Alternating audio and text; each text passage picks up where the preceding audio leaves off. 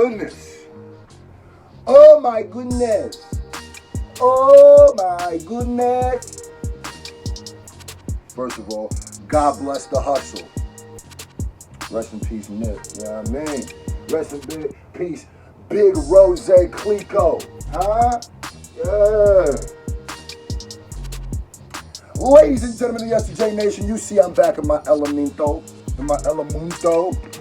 You see I'm back in my telemundo. Let me move all this all out the way. You see I'm back in my telemundo. Back from LA. What a trip. What a trip. Now, I'm still kind of deciding if I want to do a live today.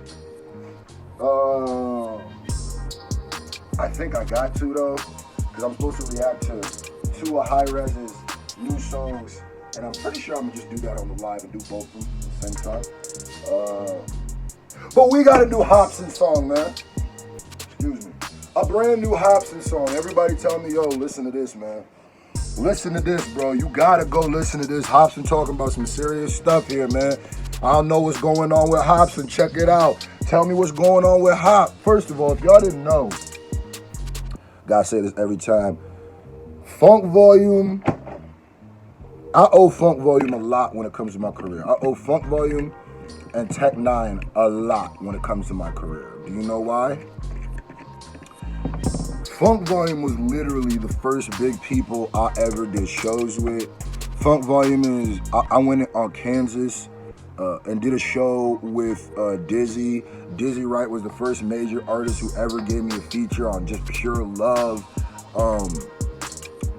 Dizzy actually got signed to Funk Volume the night after we did a show together in Nebraska, which is crazy. He got signed in Denver. We all know that, you know, they not around no more, and Hop is kind of just waving the solo flag right now. People tell me it sounded like Hop should need a little bit of help, man, and I should listen to this track. So, yo, Hop, man, I don't know what's going on, but we gonna pull it up right now and we gonna listen to it and say, I don't want it. That's what it's called. I don't want it. 300,000 views in 5 hours. Now, I recorded this just for sake of continuity. I recorded this video when the song came out. Like what? The song's only been out for 5 hours type stuff? Right. But we'll see if YouTube, because YouTube's system of yellow monetization is completely broken right now. Literally every solid video I upload gets instantly yellow monetized, which is bad, which means they're saying it's not advertiser friendly, but literally every single one I've ever done to manual review gets overturned, so it's broken. So they're saying it is. And that's messed up because it's making it where they say they get to the videos fast, but they don't. The fastest they've ever got to a video has been like a day, so I'm always a day behind. So hopefully YouTube doesn't completely cheese me and do that. Yo, y'all gotta fix that. For real. Hop. Let's hear what's going on. Ready, set, go. This will probably be the last song that I come out with for a while. Hold on. Yep, already. Hold on, let me fix this. I hope that the fan isn't too loud and stuff, but yeah, already.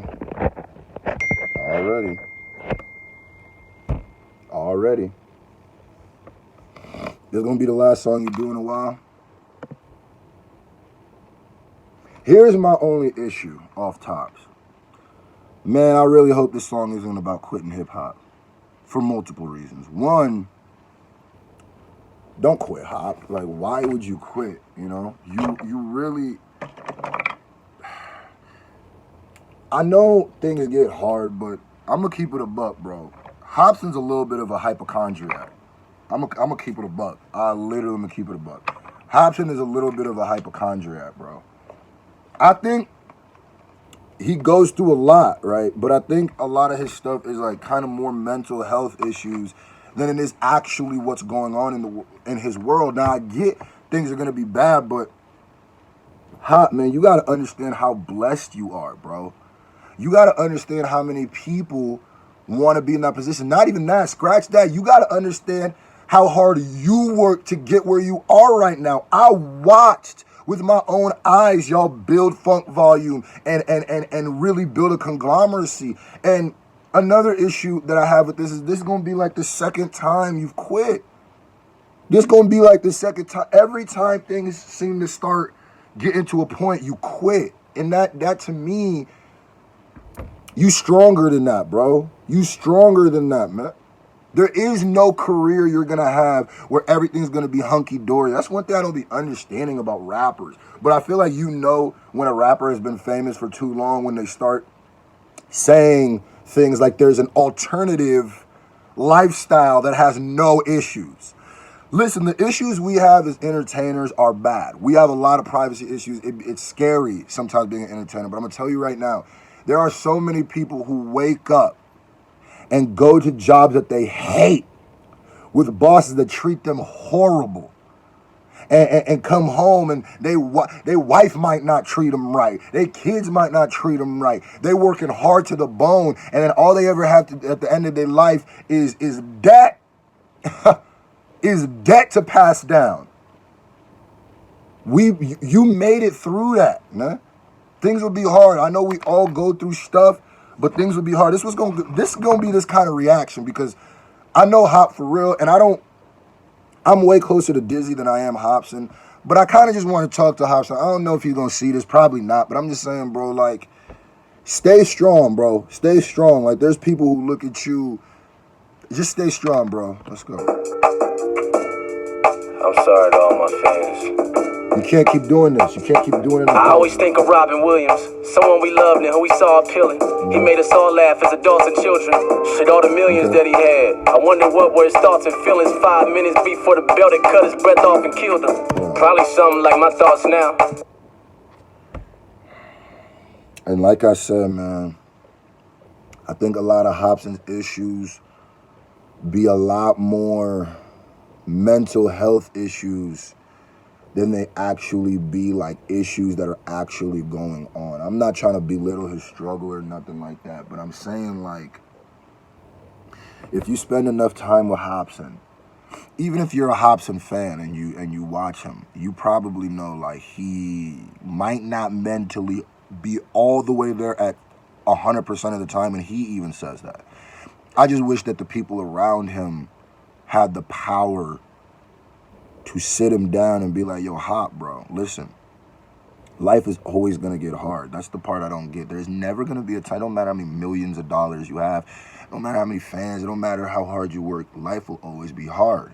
To me, it's about how do you deal about that hardness, to me, it's like people will go through a bad time in their life, they'll get over it, they'll win, they'll overcome it.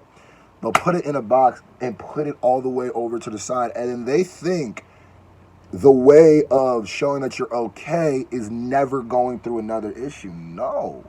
My thing is, as soon as you get through whatever is the hardest struggle in your life right now, I don't care how crazy this sounds or morbid, whatever the toughest struggle is in your life currently right now, when you get over it, as long as you are living a life and on this planet, there will be another obstacle, maybe. There will be, not even maybe, there will be another obstacle equally. I'm not saying, or greater, probably greater, because the older you get, the higher the stakes get. There will be another issue that is greater than that coming up. Y'all remember when you were kids, the things that you thought were crises are nothing. But as you grow, they're going to get worse. It's not about thinking you're never going to get with them. It's about how do you deal with them when they do happen. After you overcome one, you should learn to grab the energy and the strength from that to go on. And I know this is going to be a longer video, but this is serious. So, like, mental health issues and and he talking about, like, Robin Williams and stuff like that. So this is serious, bro. Now, the Reaper's in the room visiting. So if I do leave, at least you know why I did it then. It started way back then when I was a kid at first. Niggas bullied me when they saw that I was an introvert. I was never cool, had no friends, no chicks would flirt. Every school year, it's like all my issues were getting worse. Hold on. Like you said, you can't. Yeah, man. If you watch enough Hopsin interviews and you see it, yeah, man. Hopsin, just when you think Hopsin is getting better, so I don't know if Hopsin has the power to handle what he has. And his team probably knows that, but people should really realize the brand or the machine or the whatever that is Hopsin is not a sustainable one. And the more I hear him talk, because he'll have interviews where he's saying stuff like this from years ago. Then he'll have another interview like, yeah, things are getting better, I'm all better, this, then the third. And he's like genuinely, you could see he has a new lease on life. And then this happens again. And this happens so often that I'm like, bruh, you got to deal with these things, man. The fact that you're still, and I know that these scars never go away, but the fact that you're still harboring stuff from when you was a kid, like we all are, but you get to a certain point, like I've gotten to a certain point where I've come to grasp with some of the things that have happened to me as kids or people bullying me or whatever, man. I was a big-nosed African kid growing up. I was never black enough to be with the hood dudes or the black kids, and I was never white enough to be with the white kids or the more privileged kids, even though I grew up in the Highlands around a lot of white people. So it's tough, man. It's tough. My whole life they was calling me corny, stupid. I never had a dad who was there to mentor me through it. Skateboarding was my escape. It wasn't just for amusement. My issues kept reoccurring, so I would resort to music. And they still do. I've been about the burdens that were sitting in my heart. Okay. I've been about the way I felt from swimming with the sharks. My mom was always working, so our bond was stripped and ripped apart. Ain't no fucking family memories. Ain't no pictures at the park. Then I thought the world. Yeah, it's getting dark for Hop, man. But I'm going to just tell you, if you a Hopsin fan, man, stay strong. And you already probably know, I'm going to keep it a buck, man. I rock with Hopsin, but I can see if you're like a longtime Hopsin fan, like you kind of getting tired now. Like, bro, like I'm like, because there's a lot of kids out there who've put their necks on the line for him and all this I quit rap stuff. He does this pretty often, you know. I hope he just gets better before, if there is, I don't know, I hope he gets help before he comes back out. And he's got to understand that he's got to get that help before he comes out. Right when you think you're okay, Hop, wait for another 2 weeks. Because this is a cycle that you go through. Wait another 2 weeks because you putting, man, this is crazy. This is crazy. I was about to see hell come, and I'ma live the good life everyone else wants. And in that moment, my tears dried and I felt numb. Then years later, I blew up. The mission was well done. I don't want to know. Hold on, and then this is another thing that I felt. I've felt this about Hopsin for a while. I feel like Hopsin literally only got famous to spite the people who did him wrong growing up. Here's the problem with that. Because I've seen interviews too where people be like, or he'll be like, yeah, people don't, not everybody knows who I am or what I do, but there's also people who do. From where he's from, be like, yo, I can't believe you're doing this and acting like I'm super famous. You know why that's a crazy thing? Because what Hopsin wants, he'll never get.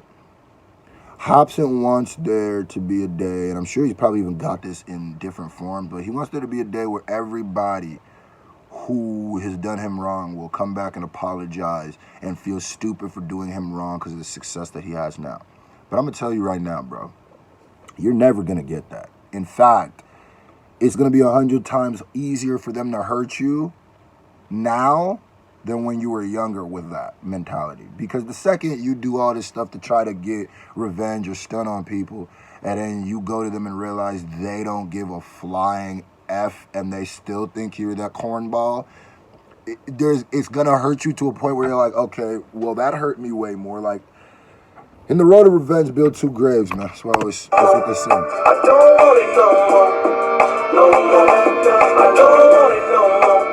I don't want it no more, no more. Don't do nothing crazy, Hop. I'm telling you. It's good to put this out in your music, man. Like, don't do this no more. Finally, I was famous. People kissing my ass. Let's see what I knew happened. that I was only here because it's revenge for my past. It's crazy. Hold up. Bro, I swear it's because my mom is a psychologist. I swear to God I've never heard this song before. He literally just said what I just said. He literally just said, man, I guess I just became famous for revenge in my past. It's because my mom's a psycho. Ask the people who grew up with me and know me. My breakdown psychological game, dangerous. My break your mental down game, dangerous, son. What? Proud of myself for that. From a loser in school who got the worst grades to being praised for all my verses when I disperse rage. I copped a whip, moved out the ghetto like bye haters. Bought a brand new house with a bunch of white neighbors. But it's not gonna be Everyone enough. started calling one like 5 favors, and guess what? All of it dealt with spending my paper. And I was nice, I'd give him cash, I'd show sympathy. I gave him some, him and her. I'm just lending cheese. Now I'm just looked at like an ATM machine. If I don't give my friends my money, shit, I'm the enemy. I had about 1 million new best friends that I just met. Some were plotting to build me a deathbed. All because they kept on putting whack songs out that no one's impressed with. So out of jealousy, they diss me. You fucking guessed it. Hold on. Now he talking about somebody. He dissing somebody here. We running that back. He dissing somebody here. Friends, my money, shit, I'm the enemy. Okay. I had about 1 million new best friends that I just met. Some were plotting to build me a deathbed. All because they kept on putting whack songs out that no one's impressed with. So out of jealousy, they diss me. You fucking guessed it. At least I had my squad, Jaren, Dizzy, Hopper, Swizz. I knew we stick together, stuck in this chaotic biz. We had it all figured out. Y'all know the end of this story. They had a lot to give. It was funk volume for life. Who want a problem, bitch? Then all of a sudden, out of nowhere, we parted ways. 2016, those were some of my darkest days. Ask us all, whose fault was it? Ain't hard to say, but it was due to money and all of our bonds that start to fade. Hold on, what do you mean out of nowhere, y'all broke up? It wasn't out of nowhere. This was not out of nowhere. Let me tell you from the behind the scenes type of stuff. I guess it's all out now. I did enough shows with them and like even people around them to know that they were going to split up a year before they split up. I'm going to keep it a buck. But it definitely wasn't out of nowhere. And here's another thing I want to know. When you say we all know whose fault it was, are you sure that you all agree to whose fault it was? Are you sure if you asked Jaren, Dizzy, Swizz, Hopper, and Dame, because he's a part of Funk Volume, that they would say that all the... But are you, because that could be him taking the blame for it. He could be saying, no, it was me, but he could be saying Dame because it was money issues. But I don't know, it's kind of like, I don't know. Months later, my girl told me she's pregnant. This was something I never expected. Her and I weren't on good terms at the time. Man, it was hectic. And I was scared if she kept this baby, I might regret it. Mainly because her and I had a fucking toxic relationship. Last thing we need is a fucking toddler to raising it. Having a baby is great, but not as amazing when you got two parents who always fighting, hollering, breaking shit. Present day, all my people are gone. No real friends, just leeches around eating the crumbs. No family bonds, no FB, can't be with my son. No fucking girlfriend, I swear I thought that she was the one. I feel alone, and I struggle to give my fans what they want from me. I'm struggling to build this UP company. I'm begging on my fucking knees like, God, please help me, cause I can't fucking breathe. I'm trying to smile, but pain is cutting deep. Show me that I'm more than just a rapper. Show me that this life that I've been working on is meant to be more than just a disaster. Hold on, see, and then that's another thing too, is people be belittling hip hop. I think it's because it's just a black art form. I think that we just got taught to also act like it wasn't nothing either, and devalue it. I can't stand when people say things like, oh, just tell me I'm just a rapper. Tell me more than I'm just a rapper. What? What? Saying that to me is like, okay, so you must not understand the feeling your fans get when they press play and listen. You must not know what it feels like when maybe somebody gets bullied or goes through the same stuff you go through, and sit down and listen to what you tell them, and they can relate exactly to it and know that there's an other side. Do you not see the genuine feeling of love and life accomplishment when you see these people in real life? What you mean just a rapper? You don't think you swaying masses of people's opinions or making them move a certain way through rhyming words? What you mean more than a rapper? Nah, you are a rapper. And that in itself encompasses a lot. You are a game changer and a culture mover. Stop that. You don't need somebody else to validate you or tell you, even if it's God or whatever, to validate you and tell you that you need to be more than that. Stop that stuff, man. Listen, it's tough love, but I'm going to give it to you, Hop, bro. I got to give it to you, bro. Snap out of it. Wake up, bro. Wake up. It's okay, man. Your fans got you, bro. Trust me. And as somebody who went through stuff and then understand, and I'm not a fraction of as big as you are, but to see how much my fans helped me go through stuff, maybe you're not really even addressing the actual issues that you have with certain things, and you think it is that, but yeah. I hope this message I'm sending is floating up above. Instead of focusing on fame, I should have focused on the love. I don't want it no more. Okay. I don't want it no more. No more. I don't want it no more. Okay. I don't want it no more. No more. I don't want it no more. I don't want it no more. No more. I wonder if he's gonna claim this one. I don't want it no more. I don't want it no more. No more. I gotta go find myself. Okay. I hope you all can understand.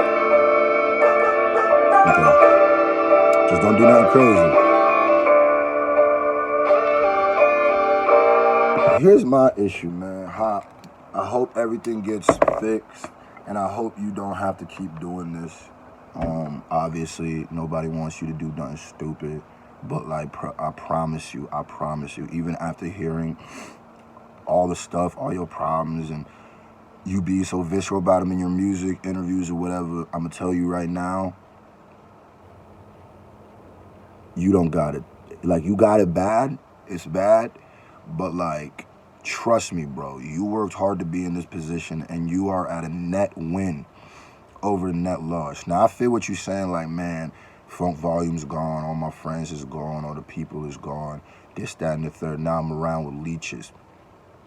But I feel like this song also, you didn't speak about what roles you may have played in not having those dudes around no more.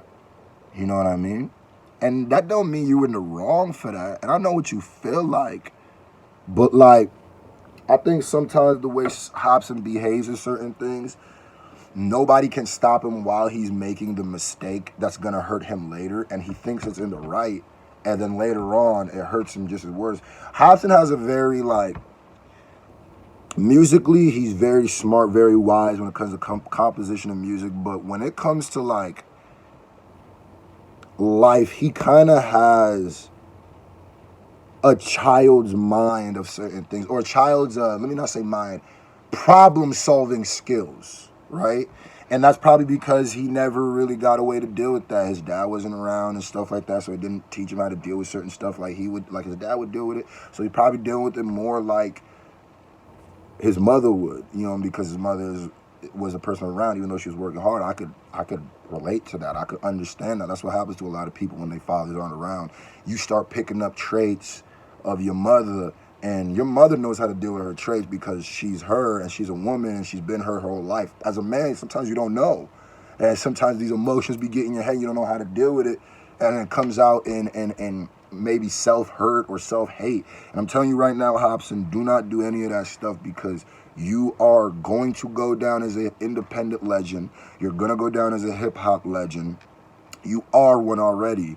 And people just need you to be around. People like me need you to be around, because you're teaching me how to go from nothing to something. The same reason I need the Tech Nines around is the same reason I need Hopsin, bro. I don't listen to a lot of Hopsin outside of doing reviews and stuff, but I respect Hopsin's work ethic and the way that he built his company and brand up to a crazy point. You know what I mean? I would love to pick his brain, but that's why I say, like, figure it out, get it together, get the people around you who love you, maybe hit up Dizzy, something like that, maybe smoke a little, you know what I mean? Something. It feel like you need something. You know what I mean? You see Dizzy be chilling, man. Dizzy be out here chilling. Maybe you need something. Get your little, you know what I mean? It's gonna be okay. He said he gonna be back when he feel better. Hey, we'll give you that time, Hop. Please come back. We waiting for you. This was a long video, 25 minutes, but when somebody you know is going through something, you should probably give them more than just a reaction and be like, oh, oh, ah. Nah. So, thank y'all.